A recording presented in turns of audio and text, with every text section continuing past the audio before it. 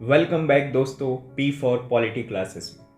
अगर आप जानना चाहते हैं कि देश का प्रथम आम चुनाव किस प्रकार हुआ तो आप इस वीडियो को अंत तक देखें।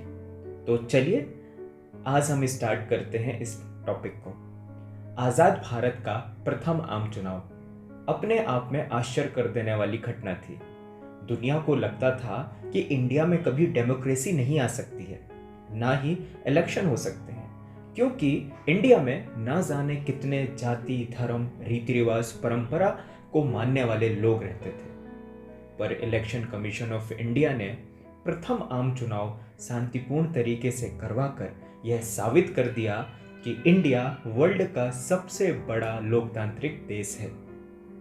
आजाद भारत की शुरुआत हमारे देश के संविधान से होती है। इसी संविधान में इलेक्शन कमीशन ऑफ इंडिया के बारे में बताया गया है। कॉन्स्टिट्यूशन के पार्ट 15 में आर्टिकल 324 से 329 तक इलेक्शन कमीशन ऑफ इंडिया के बारे में कहा गया है। यह एक कॉन्स्टिट्यूशनल बॉडी है। इस प्रकार 25 जनवरी 1950 को इलेक्शन कमीशन ऑफ इंडिया की स्थापना की गई और इसके प्रथम मुख्य निर्वाचन आयुक्त सुकुमार सेन, यह एक आईसीएस अधिकारी थे। अब इनके कंधों में थी देश का प्रथम आम चुनाव करवाने की रिस्पॉन्सिबिलिटी। देश की टोटल जनसंख्या 36 करोड़ थी। इसमें से 85% जनसंख्या को पढ़ना लिखना ही नहीं आता था। 2 वक्त की रोटी के लिए मजदूरी करती रहती थी। आधुनिकता से बहुत दूर। यह इलेक्शन कमीशन ऑफ इंडिया की सबसे बड़ी समस्या थी, पर सुकुमार सेन ने इस समस्या का समाधान जल्द ही निकाल लिया। तय किया गया कि हम जनता को इतना तो पढ़ना लिखना सिखा देंगे जिससे व्यक्ति पार्टी का नाम और चुनाव में खड़े होने वाले व्यक्ति का नाम आसानी से पढ़ सके, समझ सके और चुनाव के वक्त अपना नाम बता सके। इलेक्शन कमीशन ऑफ इंडिया ने लगभग 10 लाख कर्मचारियों को हायर किया था। सबसे खास बात इस चुनाव की यह थी कि इलेक्शन कमीशन ऑफ इंडिया ने छोटी छोटी डॉक्यूमेंट्री फिल्म बनाकर देश के लोगों को फ्री में सिनेमा घरों में दिखाया, जिससे वह वोट के प्रति और चुनाव के प्रति वह जागरूक हो सके। रिप्रेजेंटेशन ऑफ पीपल एक्ट 1950 से लोकसभा की सीटें तय की गई। यह तय किया गया कि लोकसभा में कितनी सीटें होंगी। तो लोकसभा में सीट थी 489। इसमें से एससी कम्युनिटी के लिए 72 सीटें रिजर्व थी एंड एसटी कम्युनिटी के लिए 26 सीटें रिजर्व थी। इस प्रकार इलेक्शन कमीशन ऑफ इंडिया ने 17 करोड़ लोगों को वोटर लिस्ट में शामिल किया। फिर इलेक्शन कमीशन ऑफ इंडिया ने एक प्रैक्टिस भी करवाई चुनाव की। जो आप यह वीडियो देख रहे हैं, ये कोई फाइनल चुनाव नहीं है, जस्ट एक प्रैक्टिस करवाई थी जिससे जनता और अधिक फ्रेंडली हो सके। सुकुमार सेन ने और अधिक अपडेट करते हुए बैलेट बॉक्स बनवाना शुरू किया। तो आपको पता है कि इंडिया की एक बहुत ही फेमस कंपनी गोदरेज कंपनी, उसको बैलेट बॉक्स बनाने की जिम्मेदारी दी गई।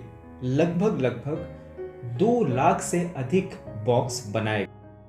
चुनाव को और आसान बनाने के लिए इलेक्शन कमीशन ऑफ इंडिया ने सिंबल बांटना भी स्टार्ट कर दिया। जो भी पार्टी खड़ी होती थी उसको एक चुनाव चिन्ह भी दे दिया जाता था। अब शुरुआत होती है पार्टी के प्रचार प्रसार की। प्रथम आम चुनाव में 53 पार्टीज ने भाग लिया था। उसमें से 14 नेशनल पार्टीज थी और कैंडिडेट थे 1874। उसमें से निर्दलीय खड़े हुए थे 533। और फिर इस प्रकार उन लोगों ने मिलकर और अलग अलग पार्टियों ने मिलकर बहुत ही जोरों शोरों से प्रचार प्रसार किया, जो आज के समय में हमें दिखाई देता है। कुछ इस तरह का ही माहौल पहले भी हुआ करता था। अपने आप में एक अनोखा दृश्य उस समय हुआ करता था। बहुत बड़े बड़े नेता अपने प्रचार प्रसार के लिए जनता के समक्ष जाते थे, जनता से डायरेक्ट संवाद करते थे।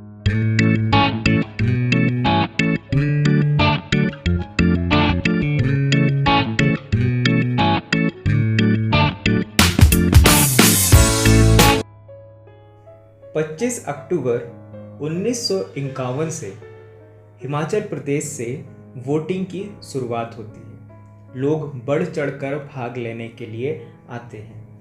पूरे भारत में 68 चरणों में चुनाव संपन्न करवाया गया, जिसमें लोगों ने बहुत ही ज़्यादा बढ़ चढ़ के भाग लिया।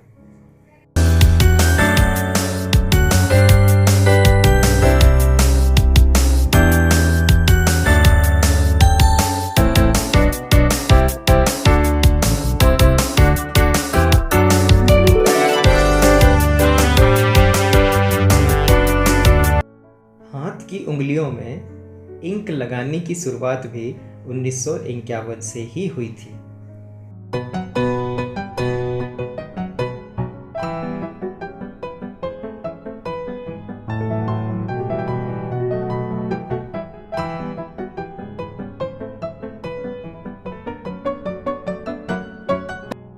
प्रकार बहुत ही शांतिपूर्ण तरीके से चुनाव संपन्न करवाया गया। इस चुनाव के विजेता रहे इंडियन नेशनल कांग्रेस, जो 364 सीटें प्राप्त करके विजय हासिल करी। इस प्रकार हमारे देश में पहली बार एक लोकतांत्रिक सरकार की स्थापना हुई।